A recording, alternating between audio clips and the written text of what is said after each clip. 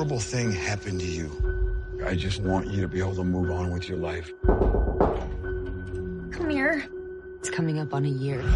I have something that's planned, and I need a partner in crime. The B67 TV tower. I haven't climbed since... Becky, if you don't confront your fears, you are always going to be afraid.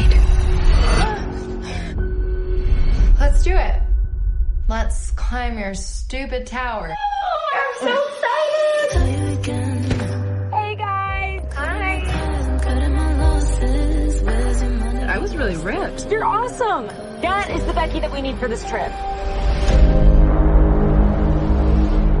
This is sick. Damn it, Hunter. What are you getting us into? Okay, so just stay behind me, one rung at a time.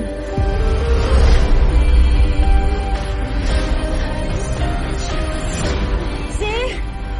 It's easy. You're doing great. Becky, you gotta come up here.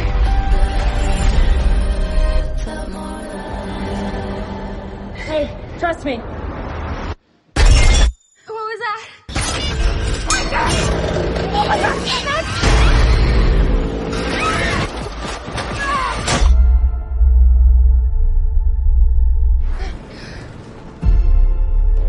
Hunter, how do we get down? I don't have a signal. The water is down there in that bag. We have 50 feet of rope. I think I can drop myself lower. Okay, I'm gonna jump onto the bag. Hunter, no! Hunter! Every hour that passes, the weaker we get. If anyone called 911, they'd be here by now. What is it that Dan used to say? If you're scared of dying, don't be afraid to live.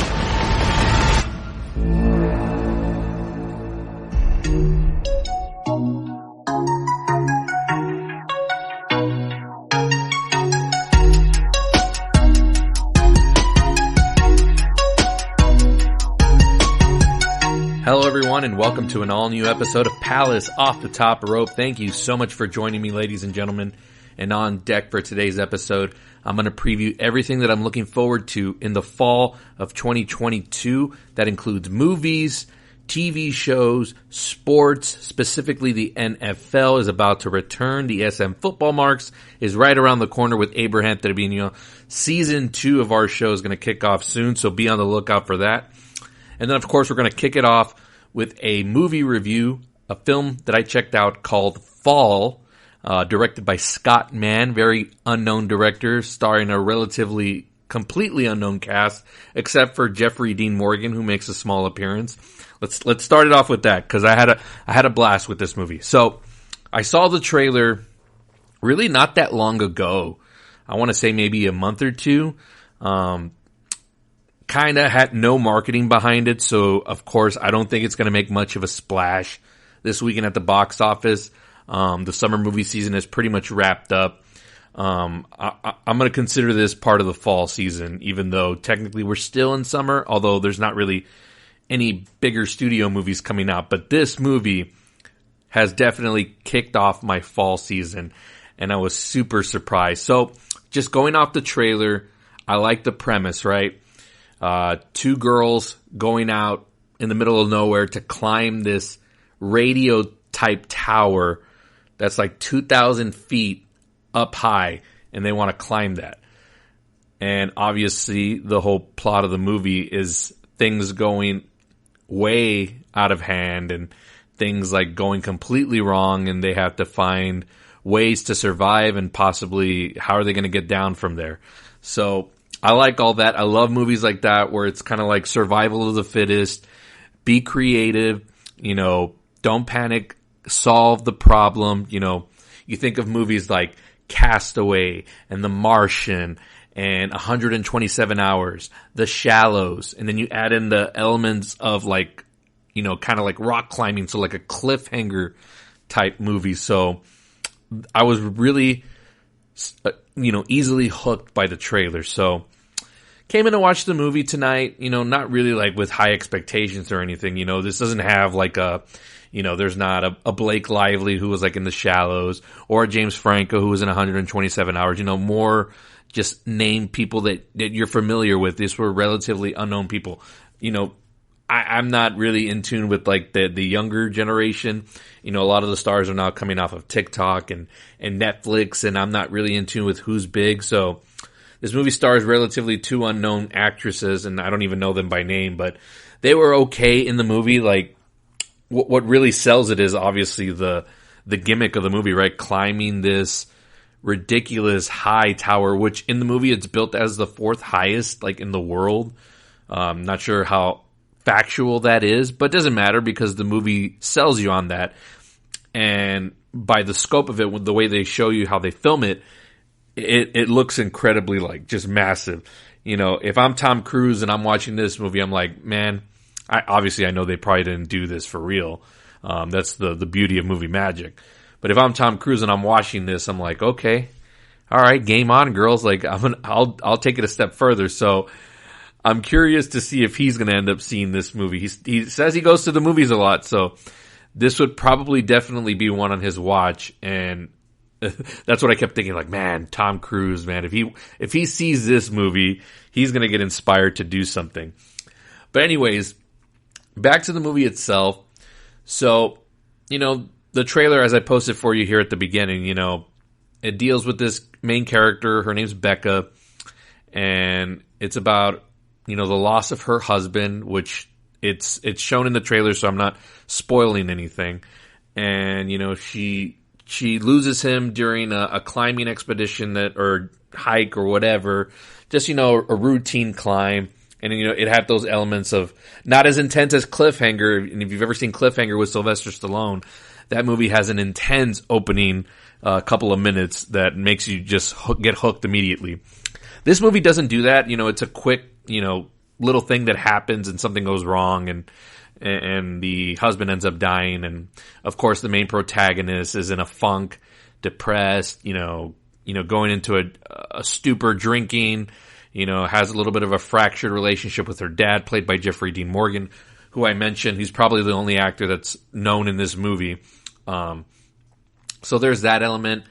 And then about a year later, she's confronted by her best friend, who was also there during that accident with her husband where he ended up getting killed.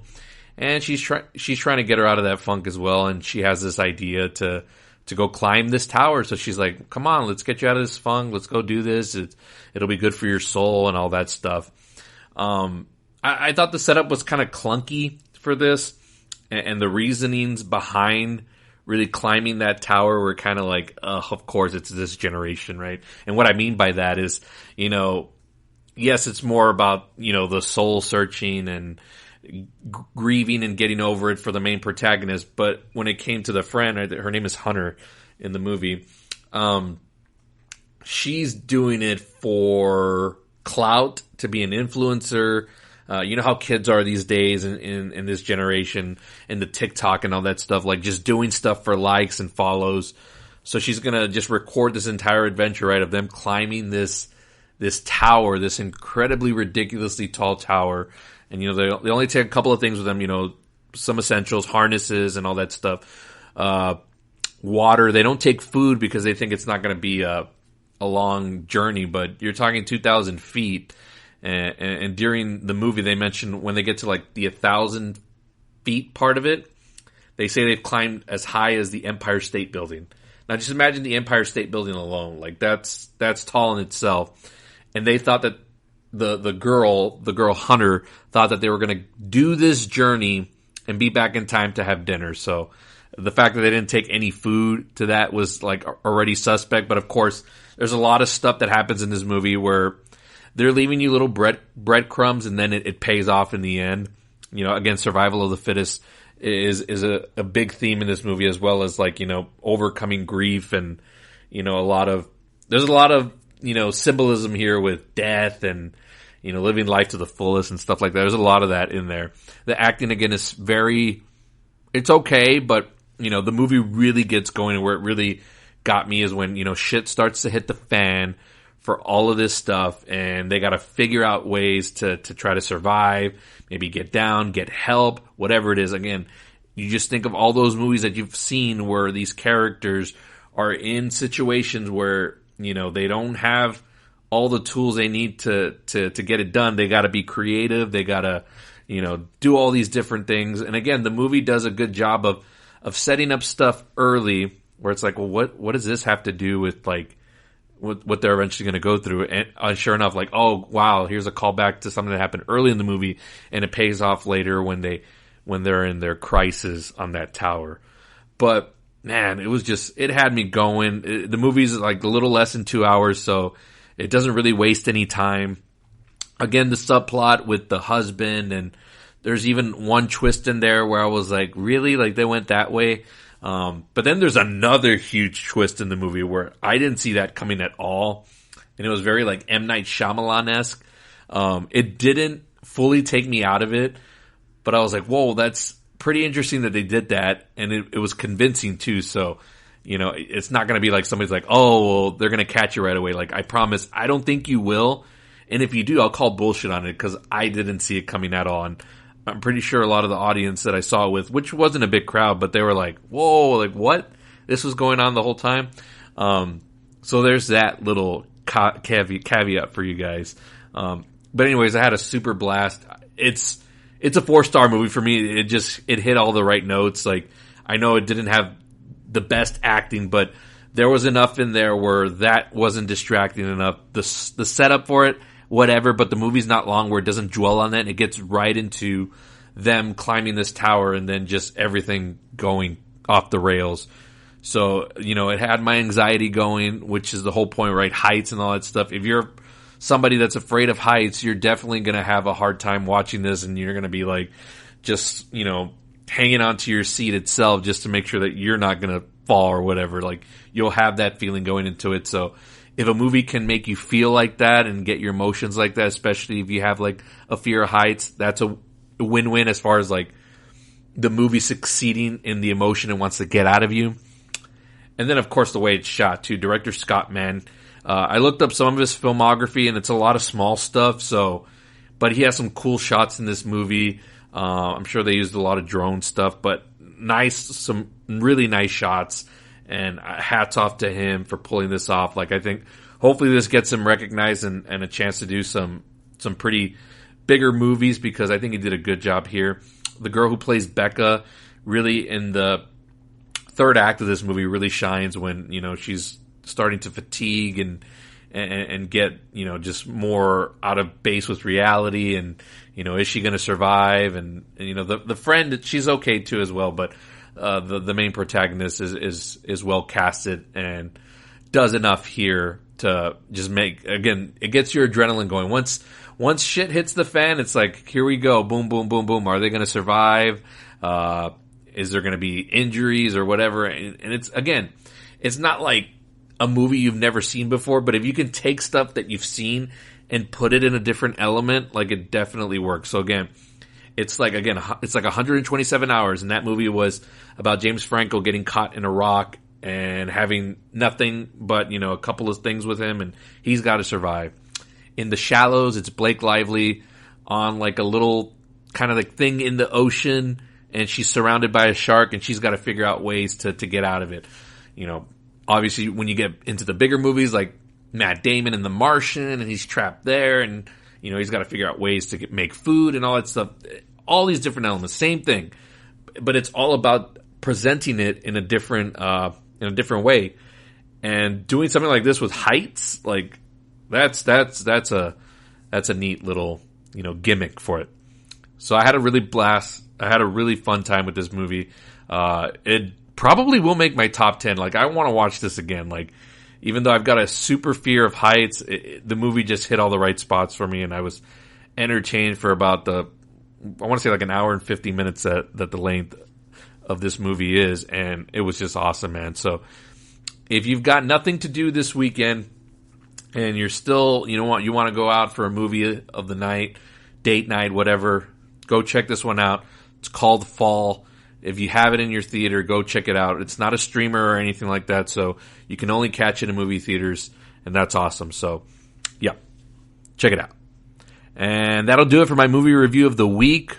When we come back, I'm going to start to preview everything that I'm looking forward to this upcoming fall season with everything, movies, TV, sports, you name it.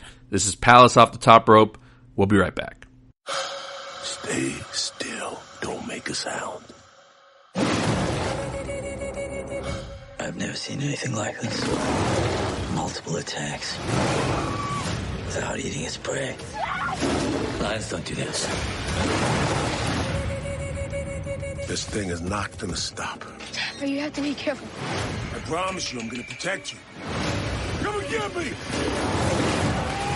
Beast. Rated R. Only in theaters August 19th. Welcome back to the show. And man, I know my review may have been a little all over the place right now, but I got to tell you, man, that Fall is one of the best movies I've seen all year.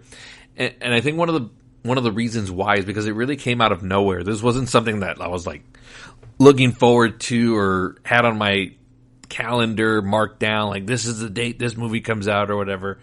It's just a trailer I stumbled upon. You know, obviously I work at a movie theater, so I got to see everything that's coming out for us. And I saw it and took a look at it and I was like, wow, like this could be something, could be a nothing. And I love it when there's movies that come out of nowhere and just really, you know, grab a hold of you and make an impact on you. So hats off to that movie, man. Really well done. Again, if you have no plans this weekend, go check it out. It's definitely worth the watch. All right, let's move on to the fall preview of 2022.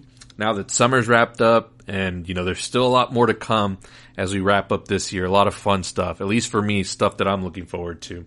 So let's start in the movie world, right? Because that's really what I'm all about on this podcast.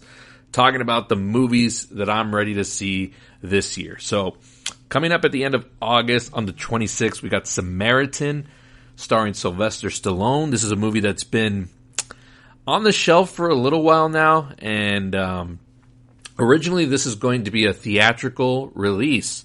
It's made by MGM Studios, a real movie studio. But now it's going to be on Amazon Prime. And one of the big reasons why was because Amazon actually bought the catalog of MGM and I think just the whole studio in general. So they decided to put this on the streamer. I think it's a mistake because really there's not that much coming out in the rest of August in movie theaters. And Sylvester Stallone, whether you want to admit it or not, can still draw a crowd. You know, I remember he put out a movie called Escape Plan not that long ago. And I remember being at the theater when that movie came out, and it drew a decent enough crowd. You know, he's pretty almost bankable in movies like this, in action movies, right? So this movie's about this superhero he plays. Like back in the day, he was a big deal, and everybody presumed he was dead until he gets rediscovered by this kid. And, you know, I'm sure it's like got the, you know, you still got this, you can still do good for the city and whatnot. And it's Sylvester Stallone in a comic book movie style movie. So it's a little bit different. And I know comic book movies, I've said are really like, to me are fatigued now. Like I think they've hit a peak, but if they can do something different with it here in Stallone, and Stallone is kind of, you know, he's really picky with his projects. So I'm curious as to what he saw in this that made him want to jump into the comic book world, even though he's been already in that world, right? With the MCU, he came out in the Guardians of the Galaxy Volume 2, and I think he's returning for a little role in Volume 3.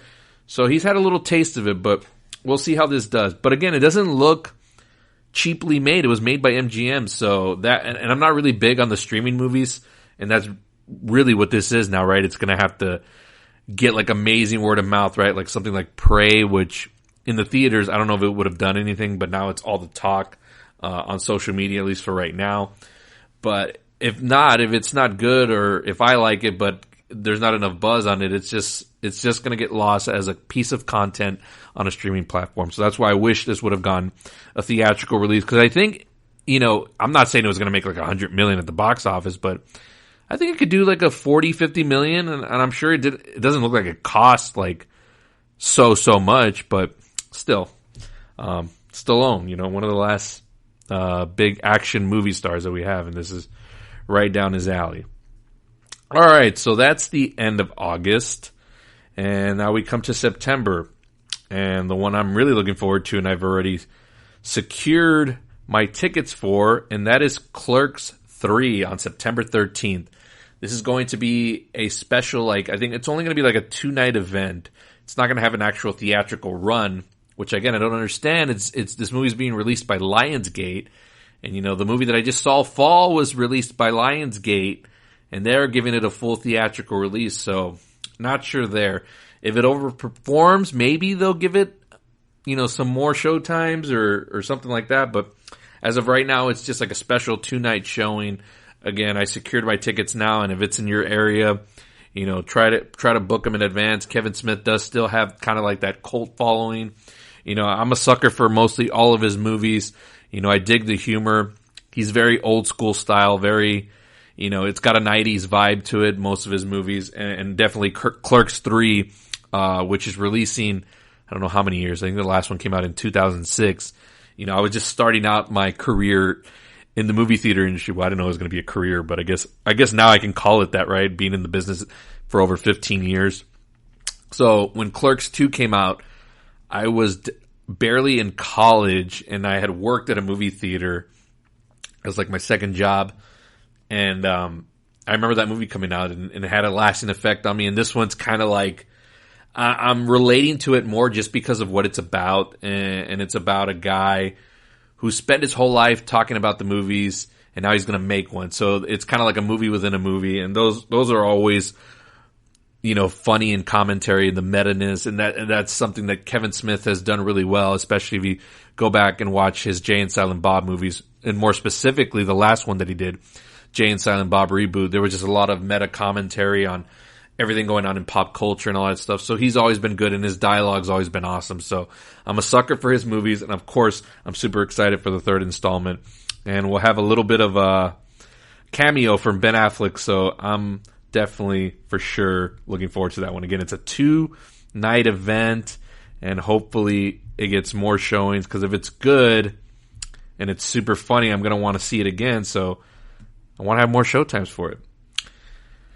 All right, coming up later in September, the only other thing I'm going to want to see is Don't Worry, Darling, and that's going to be releasing on September 23rd. Directed by Olivia Wilde, and it's got an incredible cast here, including Florence Pugh, Chris Pine, Harry Styles, who's now really diving into the acting world. I last saw him in Dunkirk. I don't know if he's done anything else since then. He was fine in Dunkirk, you know, handled by a great director like Christopher Nolan, so there really was no way he could do wrong in that movie other than follow his direction. He was going to succeed. This is the second, I think, directorial effort from Olivia Wilde. I haven't seen Booksmart, which I heard a lot of great reviews, and it was kind of had a little small following when it came out in the theaters. This is obviously a bigger movie, bigger cast.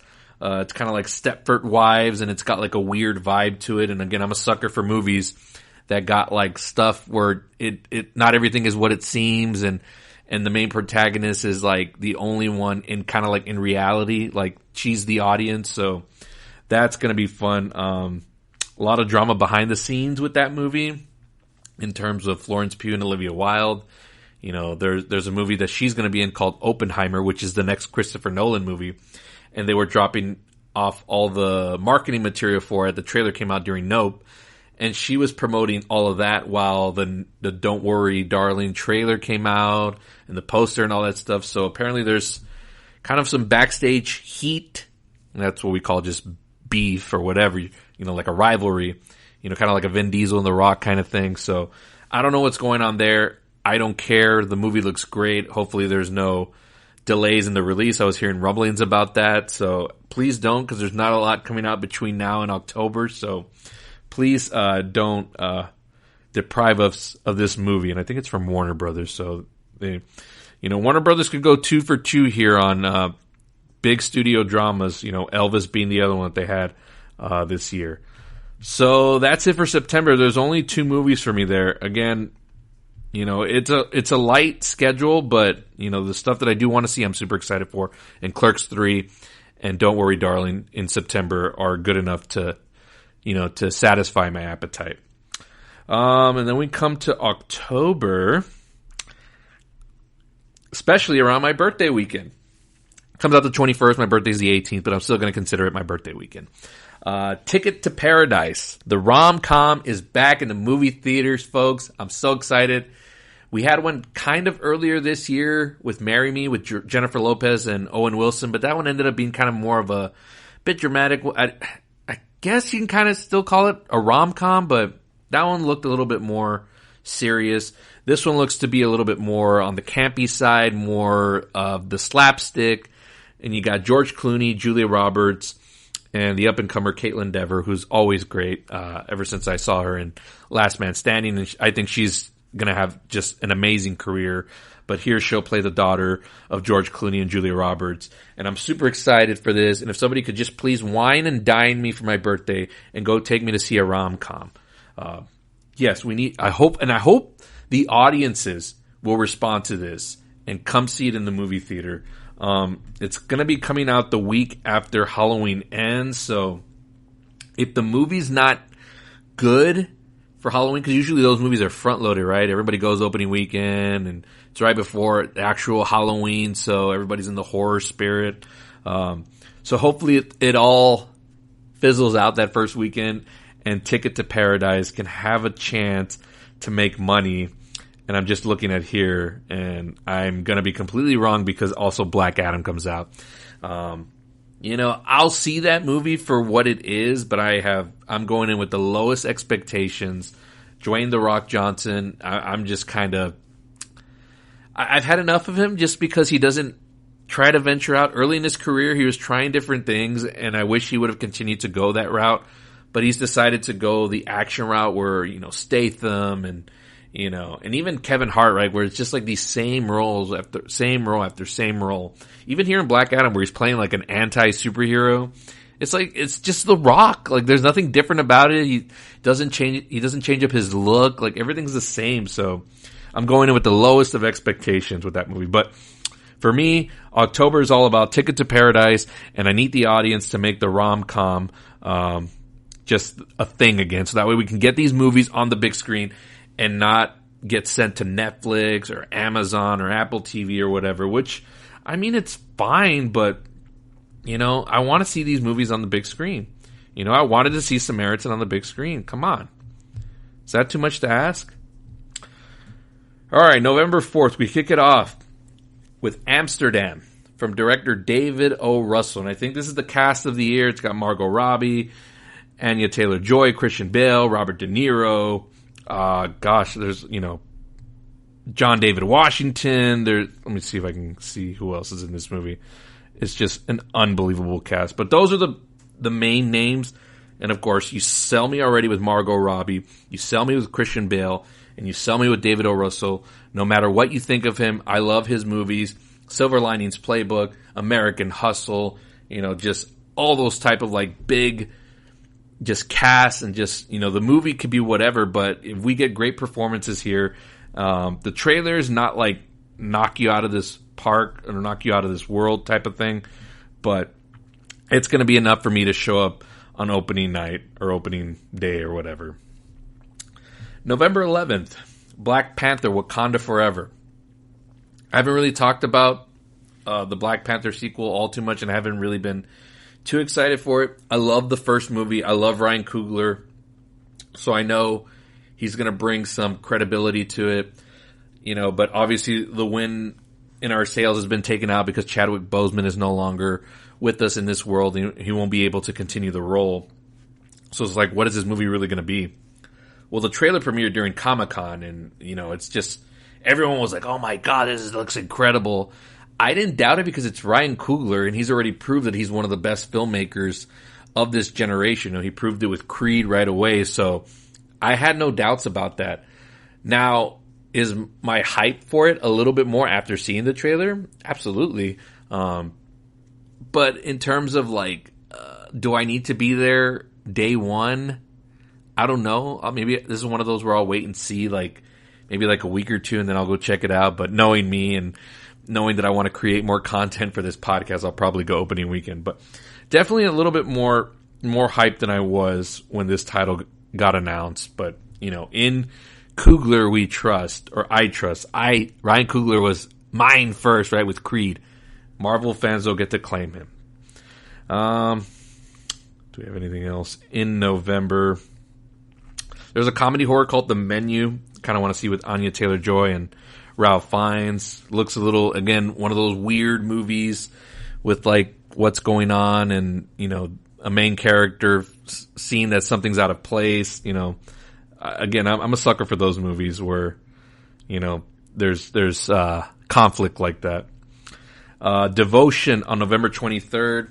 We're all riding the high of Top Gun Maverick, another aviation type movie. I think it takes place during the Korean War. But the big sell for me is Glenn Powell, who I think is the next big thing. You know, I've been on him for a while. I remember him in The Expendables 3, and I just think this guy's ready to explode, to be a huge movie star.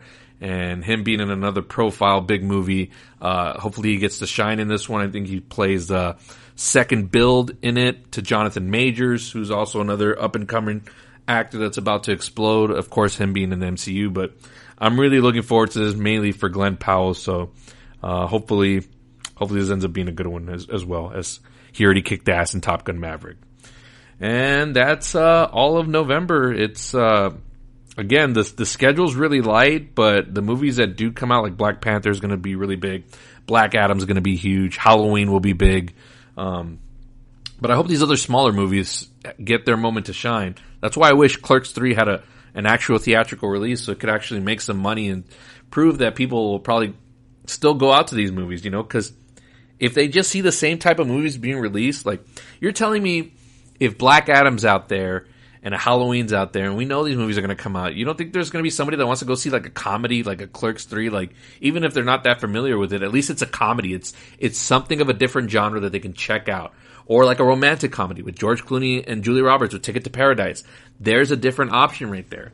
And if people don't go see these movies, then they're not going to make them for the big screen, and you're going to be left with that as your choices, and you're going to get fed up with it. I know you are, because the audience is fickle, and they will peak at some point.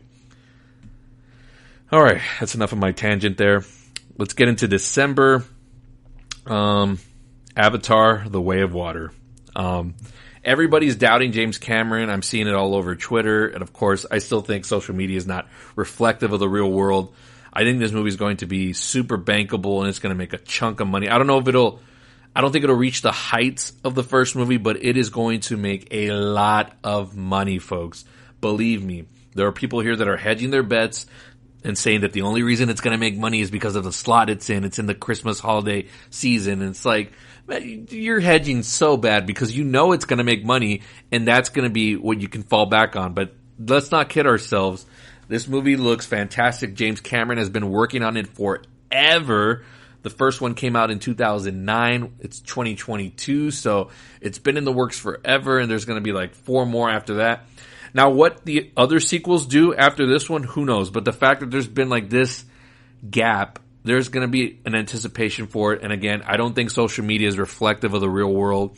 And there's going to be a lot of people that are going to come see this for sure opening weekend. And it's James Cameron. His movies are typically never bad. So I think it'll have legs regardless. Shazam! Fury of the Gods. I still haven't seen the first one. You know, I work at a theater, so I walked in on huge chunks of the first movie, but have never really sat down to actually watch it. I like Zachary Levi. He's okay. You know, I'm not really familiar with the Shazam character, so, but there's a couple of people in the movie specifically for my taste, right? Like Adam Brody from the OC. He's in it. So I definitely will visit the first movie, and I will be checking out the sequel just to see because this is going to be really our first taste of what DC is going to be doing, like going forward. Like, are they going to try to start a whole new thing, or are these movies just going to be completely separate? Like, what's the deal? So this will intrigue a lot of people just to see where it is at this point in the DC timeline. But, you know, if I'm them, I'm trying to just make good movies, so we'll see. We'll see if I like even the first one. So, I mean, the little parts that I saw in the theater, like it was okay. Like, it wasn't like, you know, again, I wasn't wowed or anything like that. But I'll see the whole thing in context. And then, of course, we got I'm not going to talk about these other ones because these will probably be limited releases and we'll probably get them in January. So we'll leave it there. Again, Not that many movies on my list, but the ones that I do want to see, I'm super excited for. Again, probably the top of my list is Don't Worry, Darling, Clerks 3, and Ticket to Paradise for sure. And there's a couple of other things that I want to see. You know, I really liked Avatar, the first one, but, you know, story-wise, we'll see the second one. Until I see like a second trailer of what the movie is really going to be about, then I can gauge my hype for it. But I know it's going to look freaking amazing. Like, the teaser trailer just is so wow. And I finally got to see it in our IMAX theater, and I hadn't seen it there before, and everything just popped. Like, this movie's going to look incredible. It's going to be a fun movie to look at. But whether or not it's going to be actually good and a good story, that remains to be seen. So that's the movie side of things, folks. You got my taste on what I'm looking forward to. Now let's shift our focus to television. And there's a lot of stuff coming up, stuff that's going to end. I caught up a little bit. I kind of cheated, but I'm currently watching the final season of Better Call Saul. I started watching at the beginning and then just fell off and never caught up. Did a lot of YouTube watching on series recaps, season recaps, and then I've been watching these last like 5 or 6 episodes as they've been airing. And I'm pretty caught up for what it is. Like, I'm pretty familiar with the Breaking Bad universe. Man, these are some of the best directed episodes I've seen. A lot of them in black and white. Just master performances from freaking, what's his name? Gosh, I'm blanking on the guy's name. Bob Odenkirk, who plays Saul Goodman. So it's going to wrap up coming up this week. We'll see how that show ends. Vince Gilligan, who created the Breaking Bad universe, has said that this is the last of it, that he's not looking to create more stories in this world. So I'm okay with that, because things run their course and you don't want to stay around too long, or it's just, you know, there's no stakes and then it just becomes whatever, right? So this is going to have an ending, and then that's going to be that. So I'm looking forward to that. Cobra Kai is coming in about less than a month.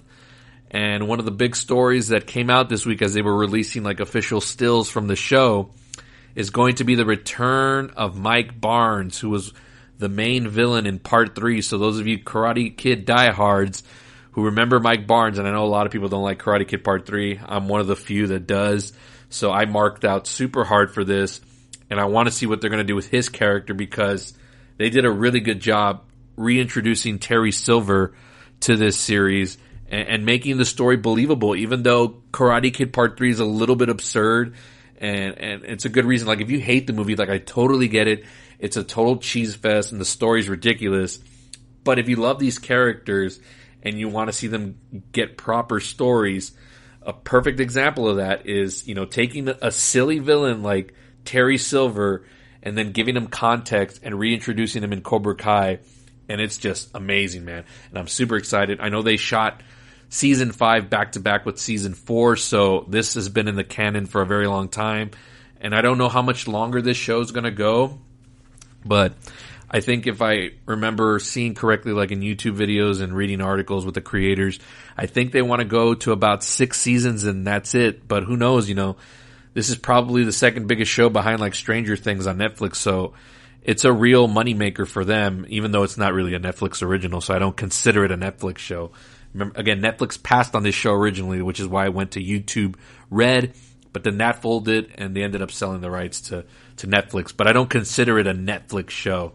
You know, this thing has got real creators behind it, real attention to detail in the storytelling. It's not just, hey, go make a show and we'll give you the budget and go make it. Like, no.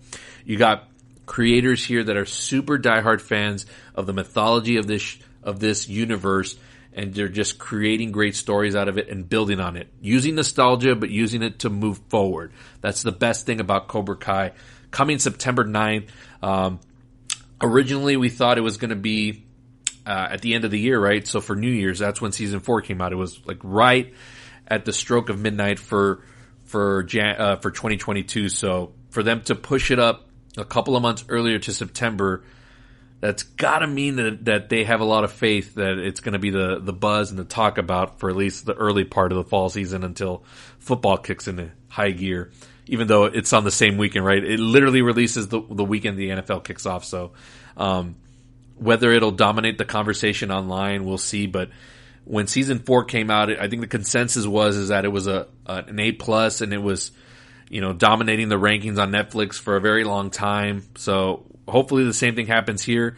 There should be a new trailer coming out probably within the next week or two. They released new photos, and again, we're less than a month away, so they got to start really marketing this bad boy, because maybe there might be a lot of people that don't know it's releasing in September instead of December.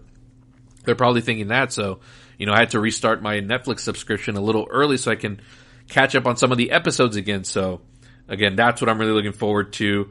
The second show that I'm looking to, say goodbye to this season is Atlanta, which they shot their last 2 seasons back to back. What was it, the 3rd season? Whatever. I think it was season 3 that aired earlier this year, and that show had been gone for a couple of years even before the pandemic. Like, this show was on hiatus. You had Donald Glover that might have exploded with, different projects that he was getting involved with, with Star Wars. The other actors like Brian Tyree Henry and Lakeith Steinfeld and Zazie Beetz, they were getting their own careers kickstarted in movies. You can see them, a couple of them in Bullet Train. Brian Tyree Henry's in the MCU with the Eternals. So their careers are getting boosted because of Atlanta. So it's been on hiatus for a long time, and it returned earlier this year.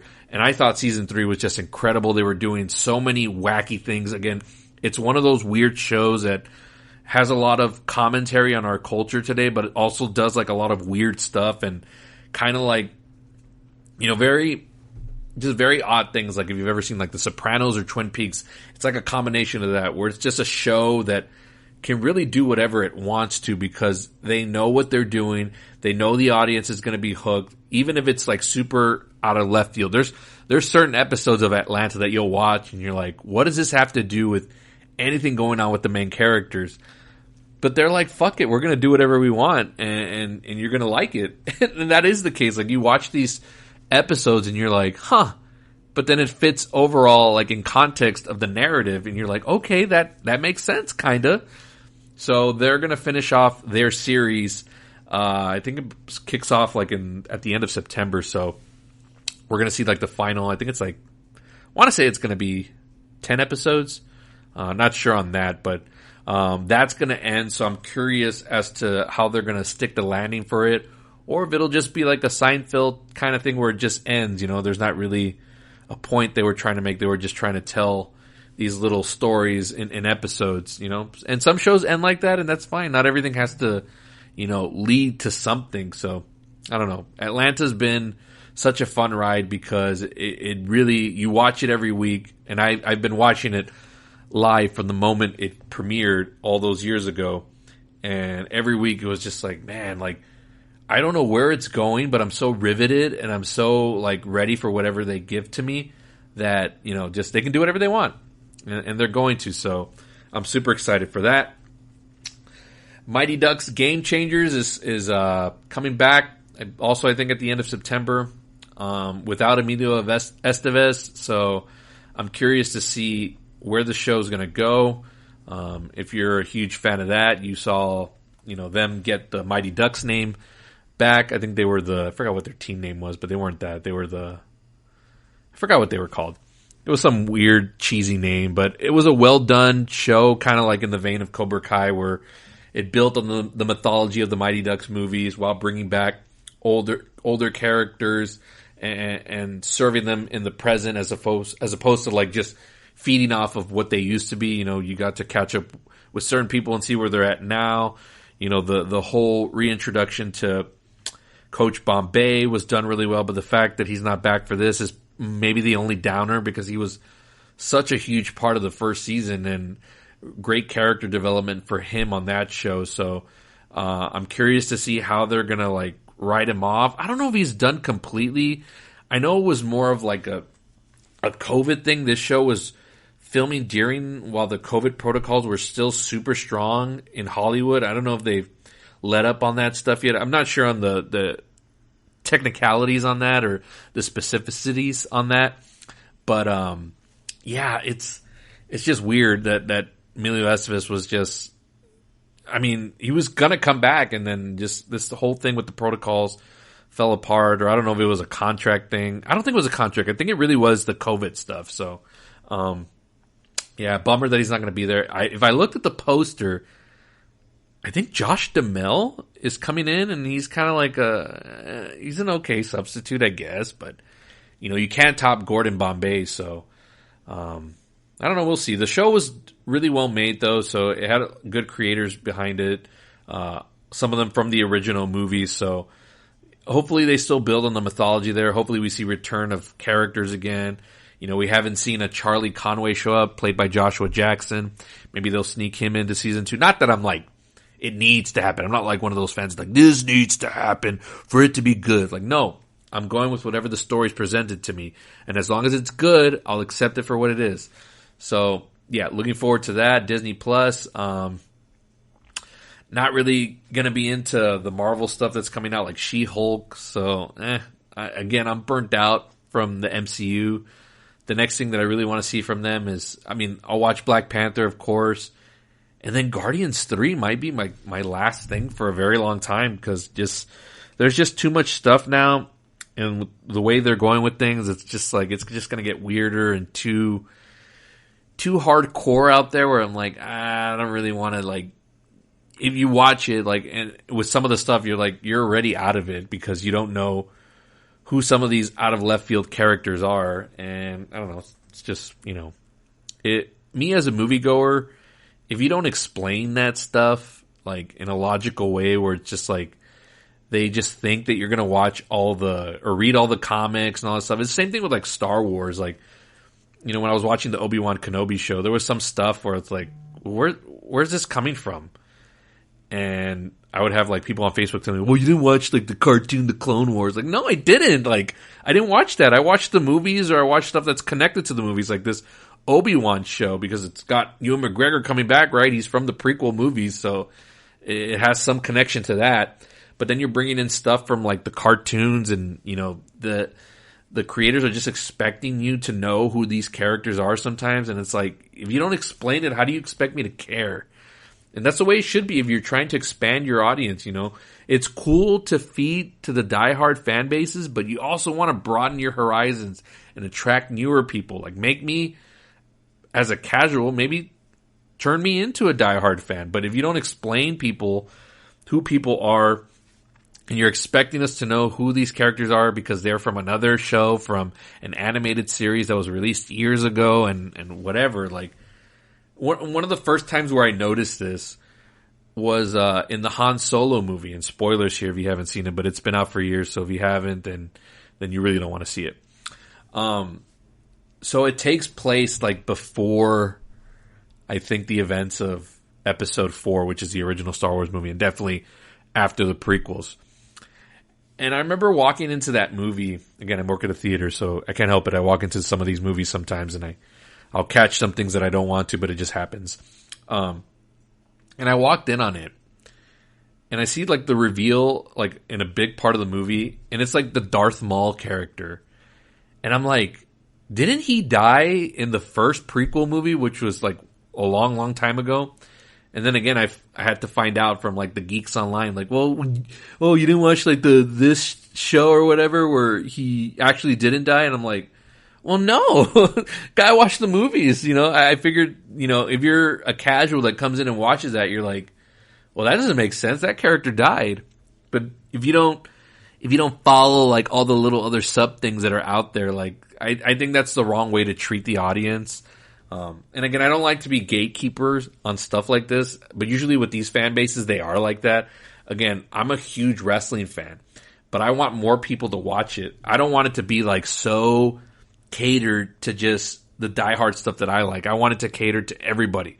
Like, to me, I wish wrestling was still as popular as it was in the late 90s, where just everybody would talk about it. Like, that's why everybody reveres the Attitude Era so much with Stone Cold and all that stuff, because everybody knew about it and everybody talked about it. Like, oh, did you see Stone Cold on Raw and he kicked Vince McMahon's ass? Like, that was super relatable and super mainstream to the audience. Like, yeah, the blue collar beer drinker guy that gets into a tussle with his boss because the boss is an asshole. Like, who here cannot at some point in their life relate to something like that, where you're, like, the hard worker, but you have to overcome, like, the asshole boss? Like, that's super mainstream. And that was one of the appeals and why Stone Cold Steve Austin was super over and super popular with mainstream pop culture, was because of the storyline like that. So yes, like I don't want to gatekeep and just have it catered to me to the stuff that I like. It has to be on a broader scale because you want it to get bigger. But I don't know, that's just me. So yeah, what were we talking about? How did I go off on this Star Wars tangent? Because it's based off of the stuff that I'm going to watch on Disney Plus, which is basically just the Mighty Ducks Game Changers. I said there was a lot of TV, but Yellowstone's going to return in November. So that'll be something fun to watch with my dad. My dad is the one that finally convinced me to watch that. And my dad doesn't really recommend stuff, but he was like, man, I binge watched Yellowstone in like a week or two. And this was like already when we're coming up on the 5th season.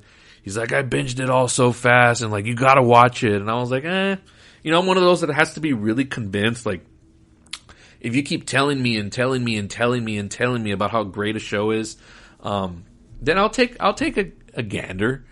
And I fell in love with this show right away. Everybody hyped it up to me and it lived up to it. So I'm going to be looking forward to watching that.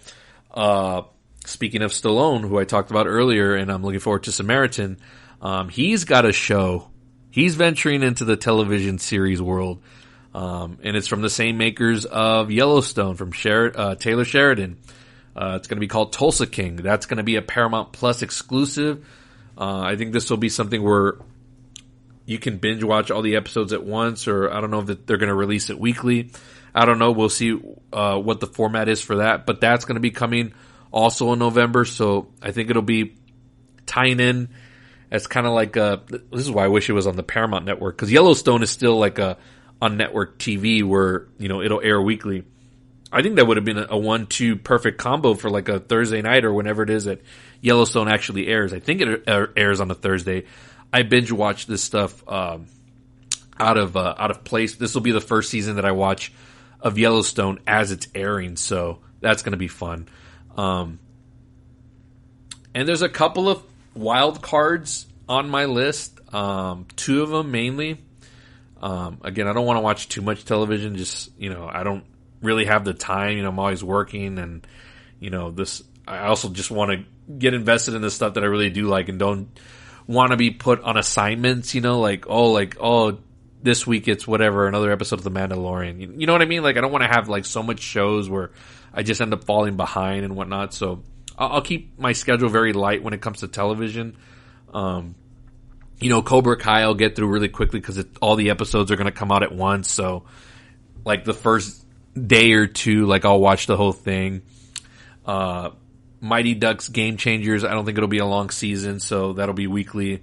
That'll take up a little bit of my time. Same thing with Atlanta, only like 10 episodes weekly, so it's not going to be like every day. And then Yellowstone, same thing.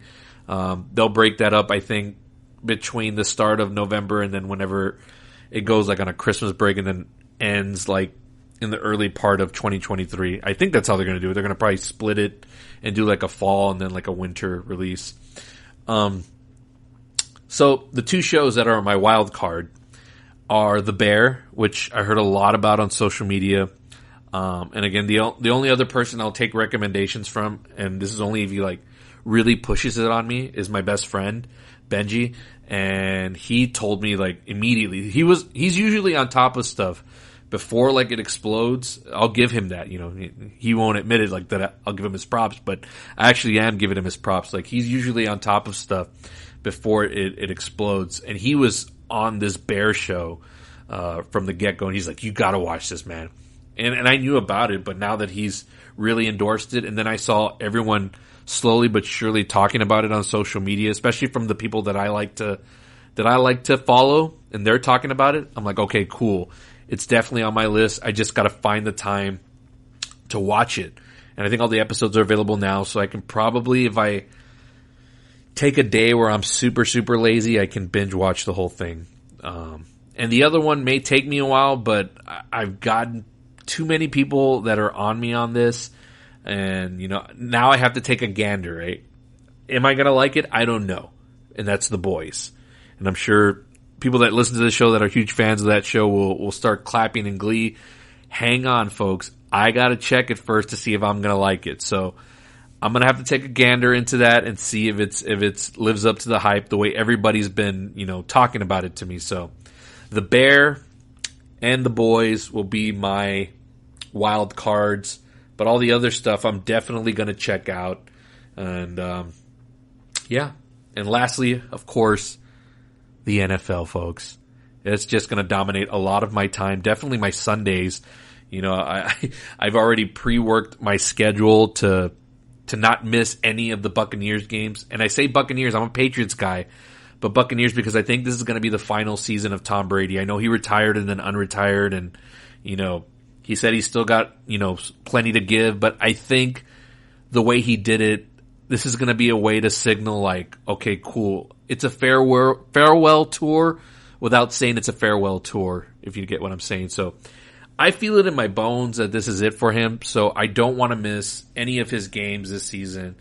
And, and of course, just everything else is just going to be awesome. Like this, the explosion of Joe Burrow and the Bengals in the Super Bowl. I know they didn't win it, but they're going to be a team to reckon with, The Bills are continuing to get better every year with Josh Allen. Will Mahomes able to be still like a force of nature now that he doesn't have Tyreek Hill?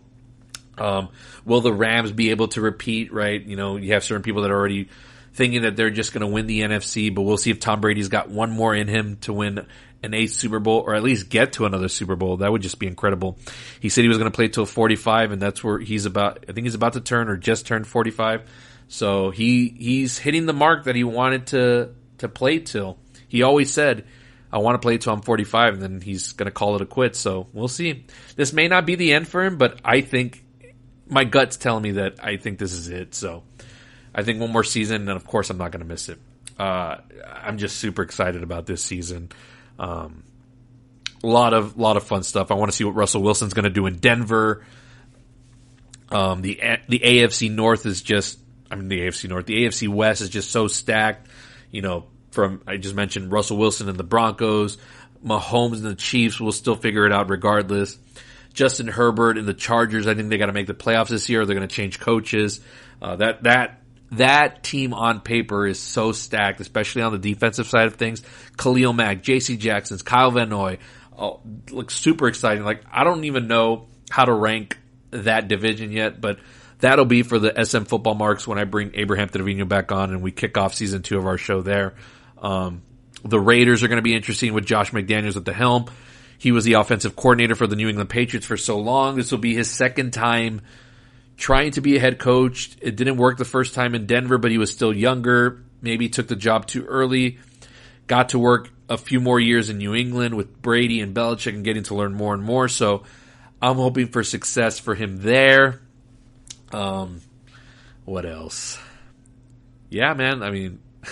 The NFC is the least interesting, even though it's got Brady, who I love. It's the AFC that is just so stacked, and the Bengals are a fun story. That whole division is a whole wild card. Although I think the Bengals are going to be good.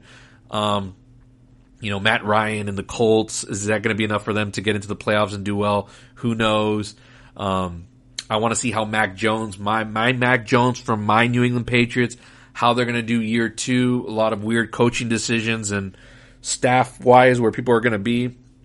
You got Matt Patricia coming back, who was, when he was there the first time, he was a defensive coordinator. Now he's kind of going to be calling the offense. So, they're getting a lot of shit right now on social media and on the sports media shows. So hopefully they can prove them wrong. Belichick really does have, at least, he needs to at least get into the playoffs and win another game before, I know he's one of the greatest coaches of all time. I'm not going to diminish that or try to do some reverse history here like he's not one of the best coaches ever. That's what a lot of the media is starting to do now, ever since Tom Brady left. And, I don't get it, like, why people are just shitting on him. Like, I know he's a grump, but I don't think he's as big a jerk as, like, Popovich. He's more jerk to, like, the media than Belichick is, I think. I think Belichick's just more stern and, gives short answers, but isn't like Popovich can be a bully sometimes. That's just in my opinion, and I'm a Spurs guy. But yeah, the media is really on my Patriots right now, but I'm kind of like oh man, just wait and see. But I don't know.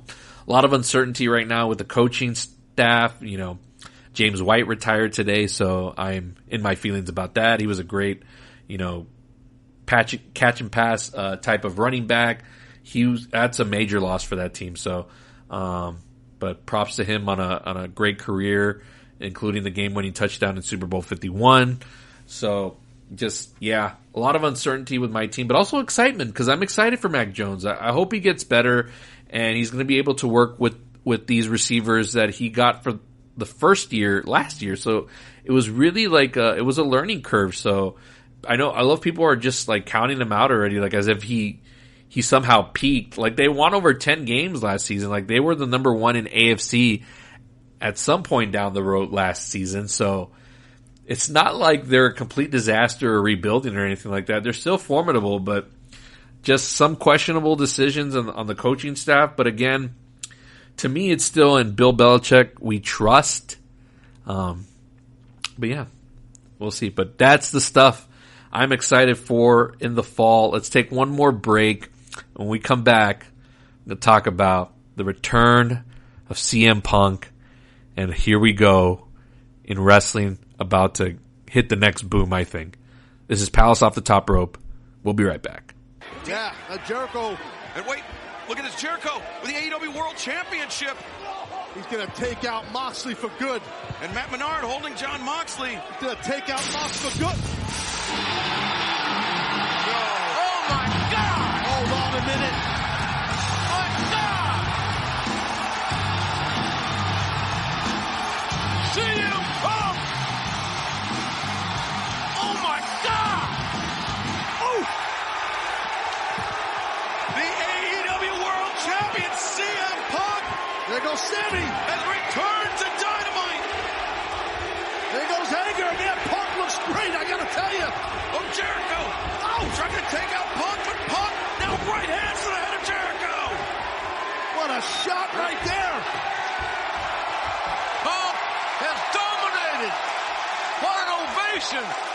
I can feel the damn ground shaking. And lest we forget, CM Punk is still the AEW World Champion. Punk arrived on the scene here and exploded Minneapolis. Punk, the difference maker, here tonight running off the Jericho Appreciation Society. And look who's left in the ring.